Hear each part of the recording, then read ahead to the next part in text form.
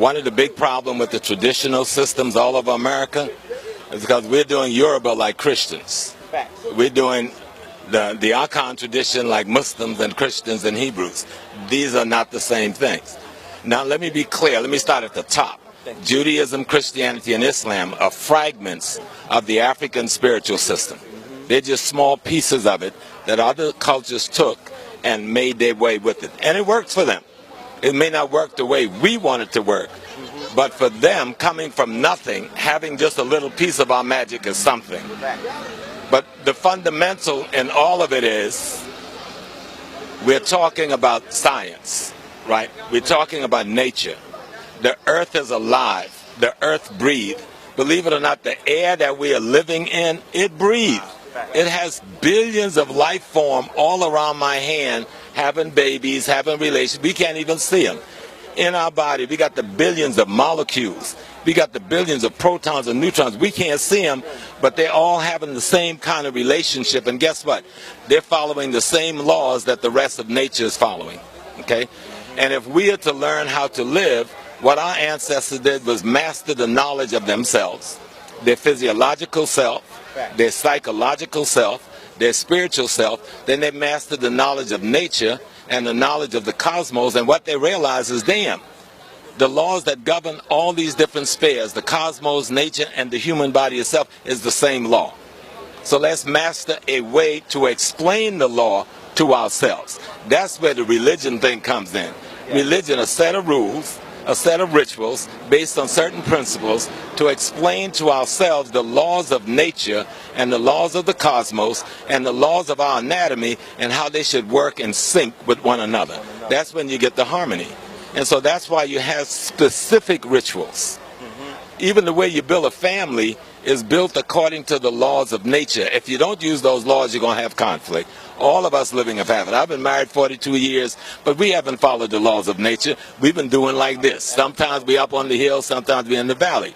The more we get older and we have to submit to those laws, the more we realize how much time we wasted in ignorance, not understanding the laws of nature that our ancestors was explaining to us through rituals and culture.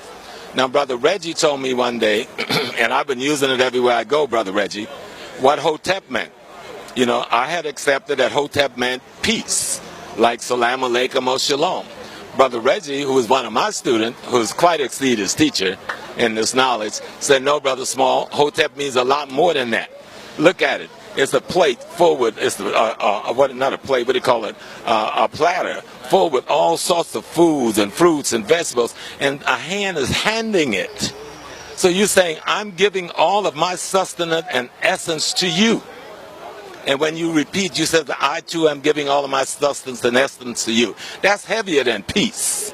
You know, that's deeper than peace, because you're saying, I am recognizing the divine in you, and I'm taking the divine in me and making a fusion with the divine in you. Me and you're one. That's a much deeper place to be. But when we talk about African spirituality, if I can use the Yoruba piece and show you really quick, right? The ones that you know very well. I use it over and over, and sometimes people miss it. But they say Shango, god of thunder and lightning and so forth. But Shango represents the courage in any man or woman to change yourself for a higher self. When we talk about coming into the conscious community, well, that process that you move to come into what you call the conscious community in yourself, the courage it takes to make that change, that's Shango. That's the dynamic king. That's the dynamic energy. That's Shango. But Shango must marry somebody. So Shango always marries Oya. What is Oya? The wind. Change in process. She blows away the old and the stale and let the new and the fresh comes into being. Now, Oya is not a person. It's a symbol of something happening within your own mind. Right? And then Oya will marry Ogun. Everybody say Ogun is the god of iron, the god of war. But there's nobody called Ogun. There's no man jumping around the forest with a sword and shit. Okay? Ogun is a concept that represents transformation that comes as a result of the change, that comes as a result of the courage to change yourself. You understand? And so when we look at all of our tradition, the thing that we call God comes from the mind of the black man. God is the greatest possibility the black man could imagine. And he didn't just imagine it, he realized it from studying the cosmos, studying nature, studying himself, that there is something that's greater than anything that he could possibly imagine. And so all of his system is designed so that we can redesign ourselves to be like the greatest thing that he could imagine, the divine. That's what the processes are. But some of us have taken it into spookism and craziness. No. How do I become God? When Brother Allah was walking these streets in the 60s saying we were God, people laughed at him. When Elijah Muhammad came and said we were God, people laughed at him. They didn't understand what those men knew. You're not God yet. You're still cooking, okay? The conscious knowledge has got you stewing, you're cooking. But what you're trying to do is arrive at a consciousness that would allow you to have a relationship with the forces and powers in nature such that you can use those forces and powers as an extension of your own being. Okay? So, all of us stand here, for instance, we say we got ancestors.